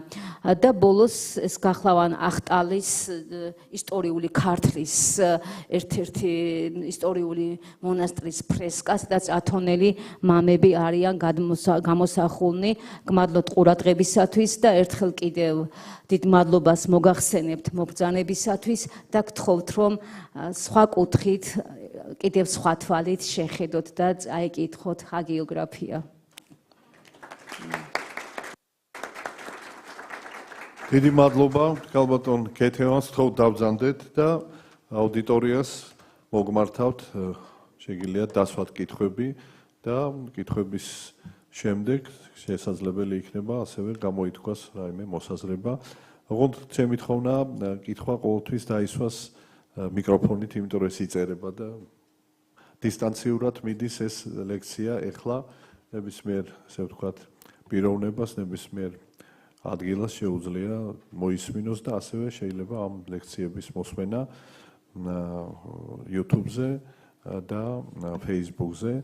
ეს დაიწყო მაისის ბოლოს და გაგრძელდება 3 წელი. ეს არის ქართული საქართველოს ისტორია, კულტურის ისტორია, რათა გავიხსენოთ ვისი გორისა ვართ, რა არის ჩვენი თვითყოფადობა, როგორ უნდა დავიცვათ იგი. 3 წლიანი პროგრამაა და ეძღვნება საქართველოში ქრისტიანობის სახელმწიფო რელიგიად გამოცხადების 1700 წლის თავს. შეგიძლიათ დასვათ კითხვები, თუ ეს გაქვთ რაიმე შეკითხვა?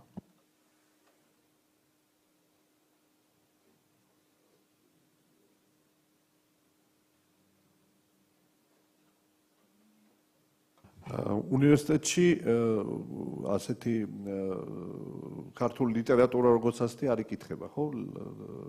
საგანი. და ისტორია იკითხება? ისტორიას არ იკითხება. ადრე იკითხებოდა მგონი. არა, ქვეყნის ისტორია. ნუ იმდენია ალბათ საგანი, რომ შეიძლება ვეღარც მოასწროს ადამიანმა. რაღაც რთული პრობლემები არის. ამიტომ თქვენთვის მე მგონი არ უნდა იყოს უსარგებლო ეს ასე ვთქვათ, ასეთი ლექციების მოსმენა. მით უმეტეს. პირველ რიგში მოგესალმებით. ალბათ ამ ქეთევას ძალიან დიდი მადლობა ასეთი საინტერესო მოხსენებისთვის. მე მაინტერესებს აი ზარზმის ხატის შესახებ, იმიტომ რომ ჩემ პროფესიიდან, ჩემ დარგთან უფრო ახლოს დგას. ზარზმის ხატი თარიღდება მე-19 საუკუნეებით, ჭედურობას გულისხმობ და ეს თარიღთან დაკავშირებით უფრო დეტალურად რო გითხრათ, იმიტომ რომ ეს გრიგოლ ხანძთელის თანადროული ჭედურობა პერიოდი ემთხვევა ერთმანეთს და ამიტომ ჩემი კითხვა მას შეეხება. დიდი მადლობა, მე ლექციაზე ნაწილობრივ გავეცი ამას პასუხი, მაგრამ ერთხელ კიდევ გავიმეორებ, რომ სწორედ ის ფაქტი, რომ სერაპიონს და მის ძმებს, როდესაც მიქაელ პარეხელის კურთხევით მიდიან თვისგან უწყებულ ადგილას ეკლესიის ასაშენებლად, წინ უძღვით ზარზმის ფერისცვალების ხატი არის დასტური იმისა, რომ ამ ნაწარმოებში მომხდარი ფაქტები არ შეიძლება გადავიტანოთ მე-5-მე-6 საუკუნეებში, რადგან ეს არის ეპოქა, როდესაც ბიზანტიაში მძვინვარებს ხატმებრძოლეობის ერესი და ხდება ზარზმის დღესასწაულების ზოგადად უკაცრავად ფერისცვალების დღესასწაულის კანონიზაცია, იქმნება ფერისცვალების დღესასწაულის ამსახველი ხატები და ის ფაქტი, რომ მათ წინ სწორედ ზარზმის ფერისცვალების ხატი უძღვით, არის დასტური იმისა, რომ ეს არის მე-9 საუკუნის მოვლენის ამსახველი თხზულება და არა მე-6-მე-7 საუკუნეებისა, როგორც მეცნიერთა გარკვეული ნაწილი ფიქრობდა, რადგან ამ ნაწარმოებში არის ერთი ფრაზა, რომ მიქაელ პარეხელი იყო მოწაფე შიო საკვირველ მოქმედისა, რომელიც ვითარცა მთიები გამობწყინდა სანახებსა ქართლისასა. მეცნიერთა ეს მეორე ნაწილი, რომელიც სწორედ აი ამ ფერისცვალების ხატის მოხმობით ადასტურებს, რომ სწორედაც რომ მე-9 საუკუნის ამბები აღწერილ, რადგან მანამდელი საუკუნით არ შეიძლება ეს ხატი დავათარიღოთ, ადასტურებს, რომ ეს არის მე-9 საუკუნის მოვლენა და აქვე გეტყვით, რომ აი ეს უწყება ეს სულიერ მემკვიდრეობას ნიშნავს და სულიერ მოწაფეობას და არ არის სავალდებულო, რომ მაინც და მაინც იმ ეპოქისა იყოს მასწავლებელიც და მოწაფეც და მსგავსი მოწაფეობა ზოგადად ქრისტიანულმა ლიტერატურამ იცის და ამ კონკრეტულ შემთხვევაში სწორედაც რომ მე-9 საუკუნის ხატია, რადგან ამ დროს ხდება კანონიზება ამ დღესასწაულისა ამ ერესიდან გამომდინარე და ეს გვეხმარება, რომ ჩვენ ნამდვილად ასე ვთქვათ დავათარიღოთ ეს ძეგლი. ამ ძეგლში აღწერილი მოვლენა, თორე უშუალოდ რაც ჩვენ ხელთ გვაქვს მოგვიანო ხანისაა და მოეტაფრასული ტექსტი არის.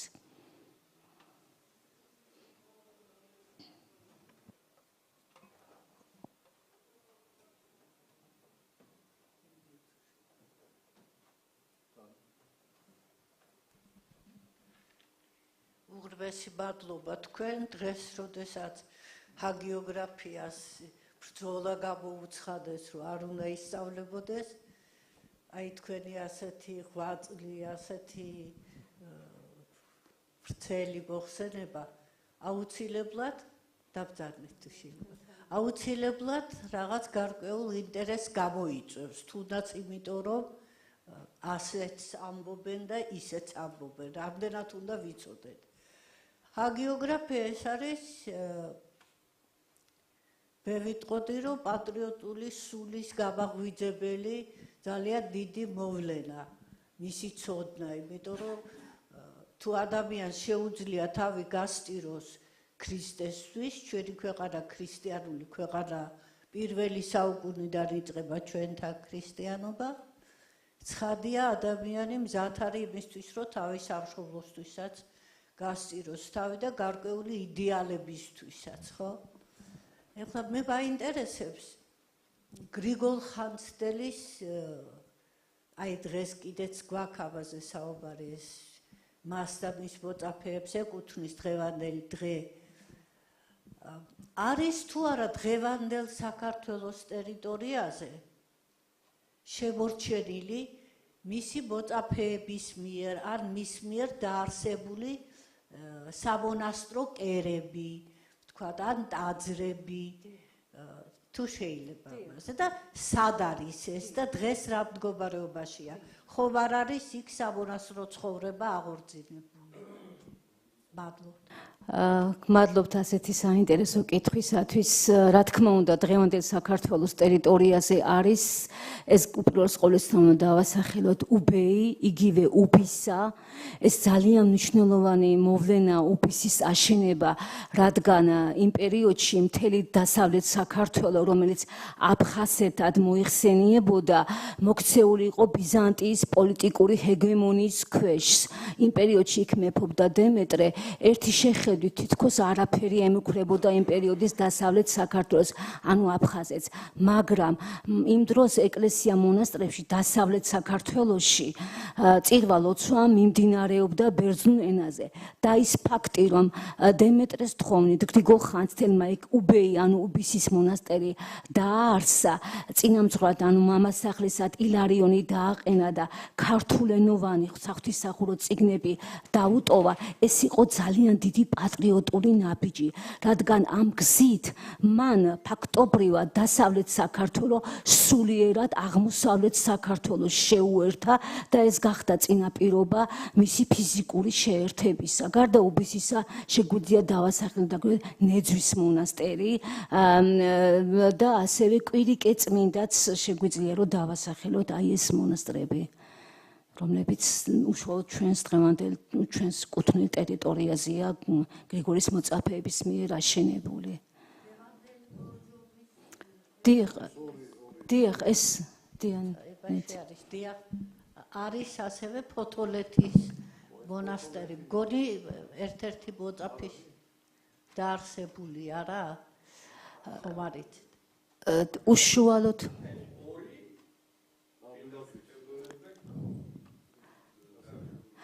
თვითონ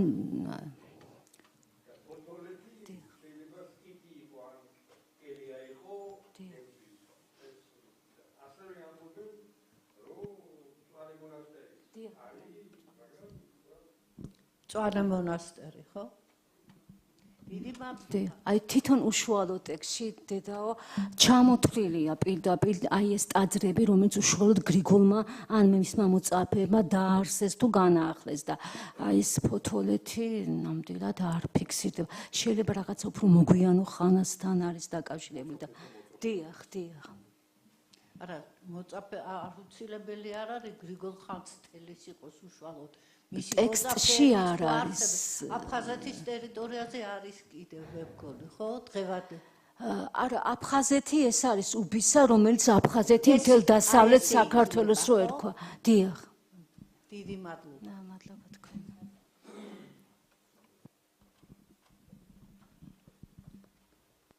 მე მაქვს კითხვა ხალბატონ ქეთევანთან ასეთი სახით. ჩვენ პროგრამას, რომელიც როგორც უკვე ვთქვით, ეძღვნება ქრისტიანობის სახელმწიფო რელიგიად გამოცხადების 1700 წლის თავს, აქვს ასეთი სათაური ქართული თვითმყოფადობა. და ჩვენი მიზანია, რომ აი კიდევ ერთხელ როცა ვიხსენებთ ისტორიას, კულტურას, ეკლესიის, საეკლესიო მოღვაწეების ცხოვრებას, თუ საერო პირების ცხოვრებას, აი კიდევ ერთხელ თქვათ გამოვარჩიოთ, აი რა არის ესე იგი ის რითაც თქვათ თუნდაც ქართული ქრისტიანობა განსხვავდება სხვა ეკლესიების ტრადიციებისგან და აი აქ თქვენ ბრძანეთ საინტერესო განსხვავება, აი თუნდაც ის რომ ესე იგი მოწამეობა ძირითადად პირველ საუკუნეებში, პირველი 3 საუკუნის მანძილზე აღესრულებოდა ბიზანტიის იმპერიაში ადგილობრივი მოსახლეობის ხელისუფლების მიერ, ანუ და საქართველოს ისტორიაში ეს ხდება უკვე სახელმწიფო რელიგიად გამოცხადების შემდეგ და აღესრულება დამპყრობელთა მიერ, რომელთაც უნდათ რომ შეუცვალონ. და ძალიან საინტერესოა ეს კიდევ ერთხელ ქართული ეროვნული ერთ-ერთი თვითყოფადობის გამორჩეული ნიშნის აღსანიშნავად. რა არის ეს გამორჩეული ნიშანი? ეს არის შემწყნარებლობა. ანუ თანამედროვე კიდევ სინონიმია ამ სიტყვის არის ტოლერანტობა. ეს უცხოური ტერმინია, რაც ნიშნავს შემწყნარებლობას. და რატომ არის ეს ფაქტი ძალიან მნიშვნელოვანი? აი ესე ვთქვათ, 3 საუკუნე საქართველოში, ისევე როგორც ბიზანტიის იმპერიაში, ქრისტიანობა შემოვიდა პირველ საუკუნეში. თქვენ იცით, რომ ღვთისმშობელს ერგო წილად ქადაგება საქართველოში, ღვთისმშობელი არ მობრძანდება საქართველოში, იგი ესე იგი იესო ქრისტეს ბრძანებით აგზავნის ანდრია პირველ წოდებულს და ატანს ხატს, რომელიც გამოისახება ფიცრის სახეზე აფარებით, ანუ შეხებით. და ამას ქვია ხელთუქმნელი, ანუ ხატი გამოისახა ადამიანის, ასე ვთქვათ, ხელის არ არის ადამიანის ხელით შექმნილი, სასწაულებრივად გამოისახა. ამ ხატს, რომელიც შემდეგ ანდრიას მოაქვს საქართველოში და აწყურში დიდ სასწაულს აღასრულებს და დარჩება აწყურში, დღეს ეწოდება აწყურის ღვთისმშობელი. და ეს ხატი ამჟამად დავანებულია, ესე ვთქვათ, საქართველოს ხელოვნების მუზეუმში და რა მინდა ვთქვა, რომ 3 საუკუნე ის რაც ხდებოდა ბიზანტიის იმპერიაში. ეს იყო, ესე იგი, ცეცხლით და מחვილით ცდილობდნენ აღმოეფხრათ ქრისტიანობა. რატო? ქრისტიანები არ აღასრულებდნენ სახელმწიფო კანონს, რომელიც ითხოვდა, რომ ნებისმიერი აღსარებლობა შეიძლება ქონოდა პიროვნებას, იქ ცხოვრობს ნებისმიერი ეთნოსის წარმომადგენელს, ნებისმიერი აღსარებლობა შეიძლება ქონოდა, მაგრამ მას ევალებოდა, ეს იყო სახელმწიფო კანონი, რომ აუცილებლად თაყვანი ეცა ოფიციალური, ესე ვთქვათ, ღვთაებისათვის. ანუ თქვენ იცით წარმართული, ესე იგი, პანთეონი, სხვადასხვა ღვთაებები ცვლიდნენ ერთმანეთს, ამა თუ იმ იმპერატორის დროს ესა თუ ის ღვთაება იყო ხოლმე, ესე ვთქვათ, ოფიციალური, რომელსაც იმპერატორი გამოაცხადა, ხშირად თვითონ იმპერატორები თავის თავს ღვთაებებად აცხადებენ. და ეს უნდა მისულიყო და გარკვეული რიტუალი, ესე იგი, მსხვერპლის შეწირვის, თაყვანისცემის უნდა აღესრულებინა და ამას არ აკეთებდნენ ქრისტიანები, იმიტომ რომ ჩვენ ცნება გვაქვს არასცე, ესე იგი, კერპს არცე თაყვანი, ხო? და ამას უთვლიდნენ პოლიტიკურ დანაშაულად. და ამიტომ ანადგურებდნენ ქრისტიანები. ქრისტიანები უარს ამბობდნენ თაყვანისცემაზე და აი რა მინდა ვთქვა, რომ აი საქართველოში ასეთი, ესე ვთქვათ, სისასტიკე, ასეთი დევნა არ იყო ქრისტიანობის. რას ნიშნავს ეს? ისინი ხო წარმართები იყვნენ. პირიქით არის მაგალითები, როცა წარმართი მეფეები ძალიან ლოიალური არიან ქრისტიანობის მიმართ. და ქართულ ქრისტიანობაში დევნა არის უცხოეთიდან და არა თვითონ სახელმწიფოს მიერ, არა თვითონ ქართველების მიერ. ეს ხომ ნიშანია ჩვენი შემწყნარებლობის. და კიდევ ერთი დიდი ნიშანი ჩვენი შემწყნარებლობის ის არის, რომ საქართველოში მე-6 საუკუნეში ებრაულმა თემმა, გარკვეულმა ჯგუფმა ჩამოაბრძანა ილია თეზბიტელის მოსასხამი, ანუ ხალენი. რაც იმას ნიშნავს, რომ ეს მათთვის ეს ხალენი იყო როგორც აი ესე ვთქვათ, იმის კარვის შემდეგ და კიდობნის შემდეგ ეს იყო როგორც უფლის კვართი. აი რა ჩვენთვის უფლის კვართია, ანუ ქრისტეს შესამოსელი და ჩამოაბრძანეს სად იმ ქვეყანაში, სადაც უსაფრთხო იქნებოდა სიწმინდე შენარჩუნება შესაძლებელი იქნებოდა და ებრაელები მანამდე ცხოვრობდნენ საქართველოში. და ესე იგი ეს იმას ნიშნავს, რომ და დღესაც თქვენ იცით ებრაელები მთელ სოფლიოს აუწყებენ, ქართველი ებრაელები, რომ საქართველოში ანტისემიტიზმი არ ყოფილა. და საერთოდ ჩვენ ყოველთვის ვიყავით შემწყნარებლები. ეს არის ჩვენი თვითყოფადობის ერთ-ერთი ნიშანი, რომელზედაც დღეს მთელი მსოფლიო იბრძვის, რომ იყოს შემწყნარებლობა და მაინდა-მაინც ადვილი არ არის, ვერ აღწევს ამას. ეს ჩვენ გენეტიკაშია. ჩვენ არ გვძულს აფხაზი, არ გვძულს ოსი, არ გძულს რუსი, რომელმაც საშინელი დღე დაგვაყენა და თუნდაც ის მუსულმანები, რომელთაც სისხლის ტბები და ზღვები დააყენეს საქართველოში. არ გძულს მუსულმანები ცხოვრობენ საქართველოში და არავინ მათ არ ეუბნება, რომ შენმა წინაპარმა ასეთი დღე დაგვაყენა. არც რუსებს, არც აფხაზებს, არც ოსებს და არც არავის. არც კავკასიელებს ზოგიერთს, რომელთაც ძალიან ცუდად გვექცეოდა. ეს არის ბუნება, ეს არის ნიჭი, ეს არის ტალანტი. ეს არის ძალიან დიდი ძალა პიროვნების, ეს ღირსების ნიშანია.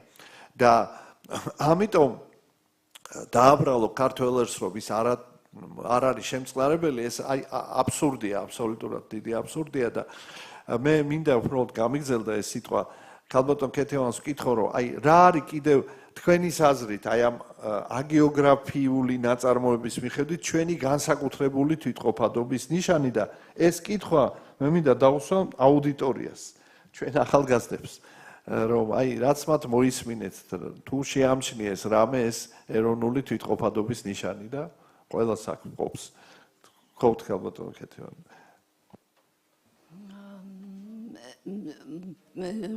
რამდენიმე კუთხით შეიძლება აქცენტის გაკეთება. ერთი რომ ის თქვენ კარგად ზანით რომ ეს ჩვენი ერის ეს ბუნებითი მდგომარეობა, ეს ტოლერანტობა, რაც განაპირობებს ჩვენი ისტორიის და ჩვენ მეობასაც და საერთოდ ჩვენს ყოფიერებას და ჩვენს არსებობის საზრისაც ერთი მხრივ და მეორე მხრივ თვითონ დამოკიდებულება ამ წმინდანებისა იმის მიმართ, ვინც არის დამსჯელი, ძალიან შემწყნარებული აქვთ.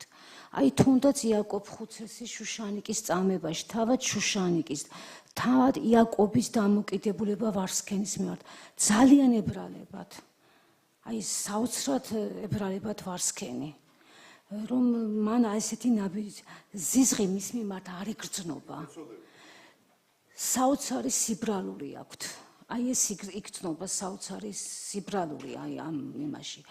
ეს ერთი მხარე. მეორე ძალიან საყურადღებოა განსაკუთრებით მარტვილობთა ეს გალერეას თუ გადავხედავთ, ჩვენ ძალიან ბევრი ტომით არაქართველი ისაყავს მოწამე და შერაცხილები არიან ეროვნულ წმინდანებად და ეროვნულ გმირებად. აქაც ჩანს ჩვენი ეს შემწყნარებლობრივი ბუნება სხვა ტომელების მიმართ.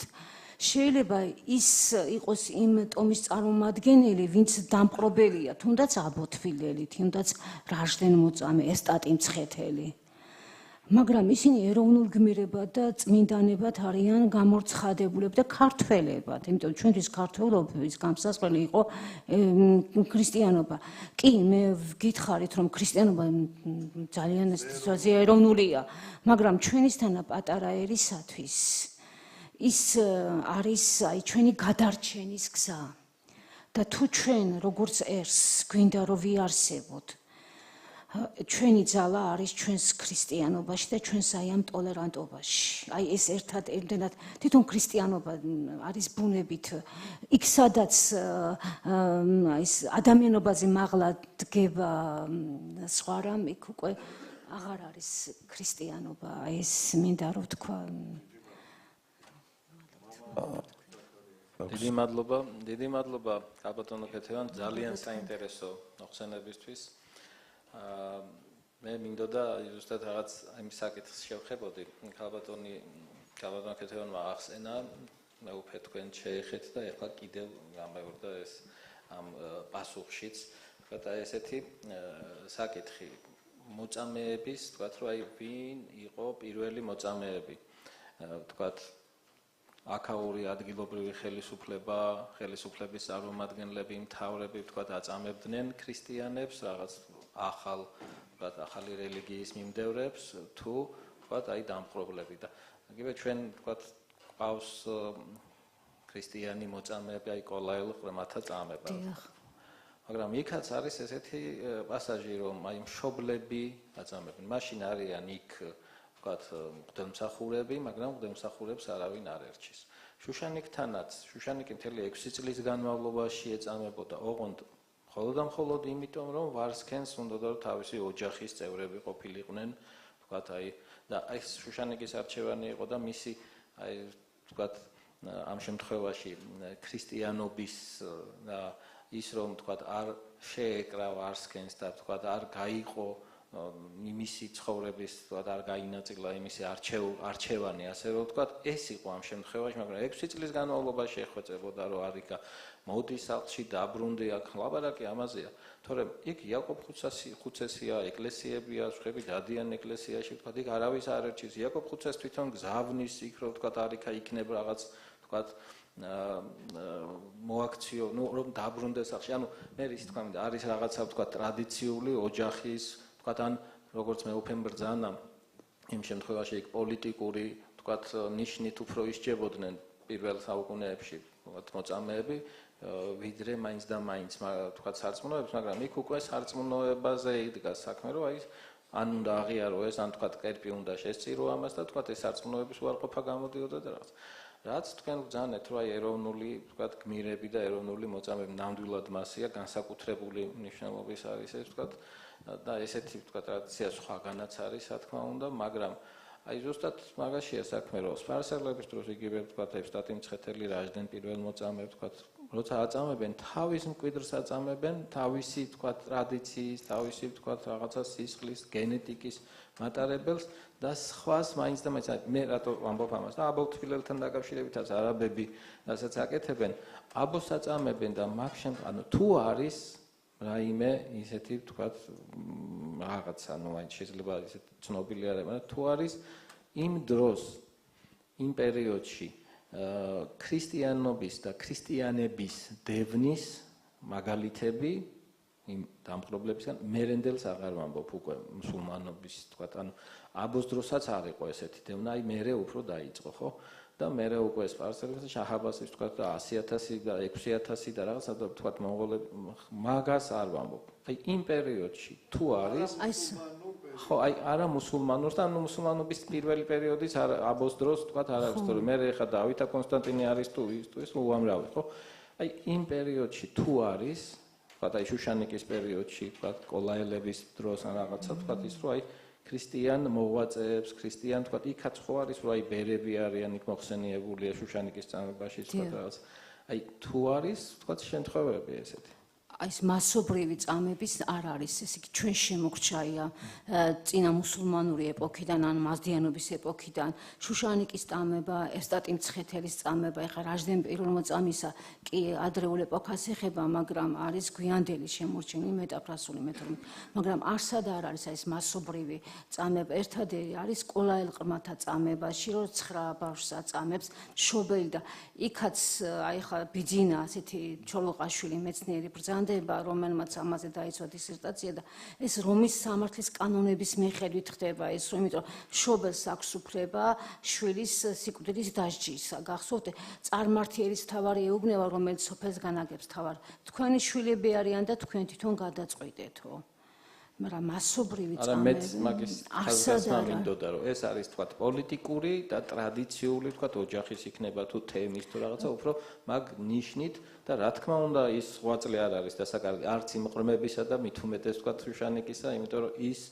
თავისი არჩევანით არ უერთდება წარმართობას და წარმართულ თქვა აი ამ აუშვათ აი ცხოვრების წესს არც ვარსკენ თუ მეუღლის შემთხვევაში და არც თქვა რაღაცა ნუ მშობლების შემთხვევაში მაგრამ ეგ მინდოდა მე თქვა რომ აი პოლიტიკური ხა ის იყო ალბათ და მაგრამ მამაო პოლიტიკური ნიშნავდა სარწმუნოებრივსაც მაგრამ სარწმუნოებრივს თუ ის იყო დამპყრობელი მაგის თქვა მინდა როცა არის დამპყრობელი და ის თავს გახვევს თავის სარწმუნოებას და შენ ეხლა დავითა კონსტანტინეს შემთხვევაში მოთხოვეს ხო თქვათ შალვა ახალციხელის შემთხვევაში მოთხოვეს თქვათ სხვა შემთხვევებში მოთხოვეს ბიძინა შალვა და თქვათ ზალისი ქსნის ერისთავ ელიზბარ ქსნის ერისთავის მოთხოვეს და თქვათ ესე თქვათ კეთევან წამებულს მოთხოვეს რომ თქვათ აი დაეტოვებინა აი მაგას ვამბობ თქვათ მაშინ ესეთი თავისას კი თავისი მკვიდრს თავის თქვათ წარმომადგენელს თავისი ტომისას გასაგებია ევსტატიც, რაჟდენიც, აბოც. და თუ არის რაიმე და ნერსერის თავს განაარდევნიან ქართველერის თავს თავის ქრისტიანობის თავის მამულიშვილების გამო აბოს წამებაში. რამდენ გზის დევნილია. თავად შუშანიკის წამებაში მამაო. თავარი პოლიტიკა სპარსთა მეფისა რა არის, რომ აღმოფხრას ქრისტიანობა, მაზდიანობა დაანერგოს. გასაგებია, მაგის ხაზგასმა მინდოდა და მაგ დროს ხო პირველ რიგში ის სამღვდელოება უნდა აწამონ და რაღაც ბერები ვინც არიან და ვინც ასულდგუნებს მაგას. და სპარსთა მეფეს შევეხპიტება ვარსკენი, თუმცა არ ჩანს, რომ ბუნებით ცოლსა და შვილსაც მოაქცევს და შუშანიკი რომ ამ ნაბიჯს დგამს, მის წინაშე არჩევანი არის უკვე. შუშანიკის 8 წელზე ლაპარაკის ედმეტია, მეც აღნიშნე ეს კი. მაგრამ რას ვამბობ, რომ იყო თუ არა ანუ ძალადობრივად აი ესეთ შემთხვევები, უბრალოდ იცით ძალადობრივი აბა რა არის ვახტანგ გორგასლის ცენტრალიზებული ხელისუფლებას უპირისპირდება ვარსკენი თავისი ქმედებით ხო და მთელი ქვემო ქართლის გამგებელია და უპირისპირდება ეს რაღაც თავისი რაღაც ავტონომიასავით აქვს ხომ იმიტომ ის ნაწილია რომელიც სომხეთმა მიიტაცა ჯერ კიდევ ჩვენს წინთაღრიცხვამდე მეორე საუკუნეში ის გუგარქის ქვეყანა და ნაკლებ ემორჩილება ცენტრალიზებულ ხელისუფლებას და საიმედო დასაყრდენია უკვე სპარსეთისთვის ქვემო ქართლო აი ვარსკენის არასწორი ნაბიჯის გამო რომ დაუპირისპირდეს ვახტანგ გორგასლის პოლიტიკას რომელმაც კარგად იცს რომ ქვეყნის სიძლიერე არის ქრისტიანობის მტკიცედ წყობაში და შუშანიკის ამგვარი ნაბიჯია ის რაც თქვათ აი ვარსკენს არაძლევს საშუალებას და ვარსკენის უკან სპარსთა მეფეს რომ განახორციელოს თავისი მიზნები ის სპარსი კაცი რომ ჩანს ერთი შეხედვით ძალიან სიმპათიური მაგრამ სინამდვილეში ის სპარსული ორიენტაციის გამზიარებელი და სპარსეთის მეფის ჩანერგილია იმ ოჯახში, ხო? ვითომ რომ ებრალება შუშანიკი, ვითომ განძის ოჯახის დანგრევის ამბავს. და აი ამ შემთხვევაში ალბათ დევნის მასშტაბები არ არის ისეთი, როგორიც თქვათ მერე წამოვიდა, ან რაც იმ რომის იმპერიაში იყო. ეგ არის განსხვავება, თორე რომ ზეწოლა იყო, აშკარად იყო, მაგრამ ნუ თქვათ ხარისხი არ იყო იმ ზეწოლის და იმ ფორმები არ იყო ისეთი გამოვლენი სისასტიკის გამოვლენა არ იყო მე ახალგაზრდებს მიმართო პირველი ესე ხომ არ გაქვთ შეკითხვა მეორე ხომ არ გაქვთ თქვენი მოსაზრება აი რაში გამოიხატა თქვათ ქართული პირველი წმინდანების ცხოვრებაში რაში ჩანს ჩვენი ეროვნული თვითყოფადობა აი თუნდაც მოწამეთა შორის, თუნდაც გრიგოლ ხანძთელის ცხოვრებაში, თუ შეგიძლიათ ამაზე რაიმე თქვათ, ახალგაზრდებს მინდა ვკითხო. ალბათ არ არის, მე მინდა რომ თქვენ იფიქროთ ამაზე და იქნებ მე. თქვენ შეიძლება რომ ბრძანოთ, ეხლა მიკროფონში თქვათ, თუ შეიძლება.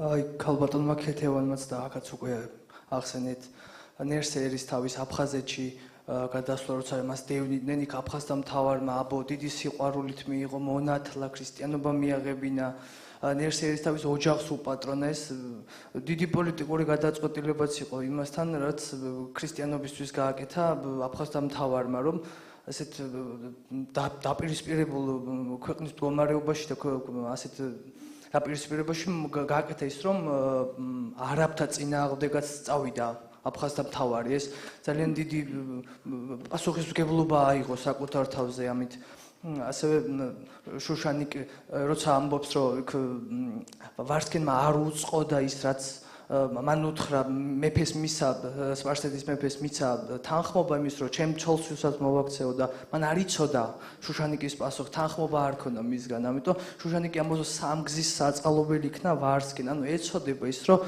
თავისი არასწორი გადაწყვეტილებით პირიქით მოუწოდებს თავისი ცხოვრების წესით თან პავლე მოციქული ბრძანებს თავის ეპისტოლეში რომ ქრისტიანისთვის საქმე მოციქულთაში ქრისტიანისთვის ის არის მნიშვნელოვანი რომ წარმართებს დაანახოს აი ცოლქმრობის მე მესამე თავშია თუ არცები მე ცოლქმრობის შესახებ როცა წერს ამბობს რომ აი თუ ცოლ-ქმარ შორის ერთ-ერთი წარმართია, ქრისტიანი უნდა იყოს მაგალითი, რომ წარმართვა დაინახოს, როგორი სათნო ღმერთი ყავს, როგორი დიდებული ღმერთი ყავს, მათ რომ ისიც მოიქცეს და საერთოდ ქრისტიანობისაც ჰაგიოგრაფიული მოწამეების თუ მარტვილების მიზანიც ეს იყო ალბათ და ეროვნულობა უდრიდა სარწმუნოებისთვის თავგანწირულობა წამოიწია წინ პერიოდულად მე უკვე მაგალითები დაიდო, მარგალიტები დაიყარა ასე ვთქვათ აბოს წამების სახით, შუშანიკის წამების სახით და შესაბამისად მე უკვე ჩვენი მეფეები, ჩვენი მთავრები, ვისაც განათლება ჰქონდა და ვისაც ასე ვთქვათ სახელმწიფო მართვის სადავეები ეჭირათ ხელში, მაგალითები იყვნენ და ეროვნულობით თავისი ქრისტიანული შეხედულებებით დღემდე მოგვიყვანეს ასე ვთქვათ დავით აღმაშენებელ თავარ მეფემ. ეს მათი მტკიცე ხასიათი ასე ვთქვათ ჰაგიოგრაფიის ერთ-ერთი გამოვლინებაა ეროვნულ თვითმყოფადობაში. დიდი მადლობა.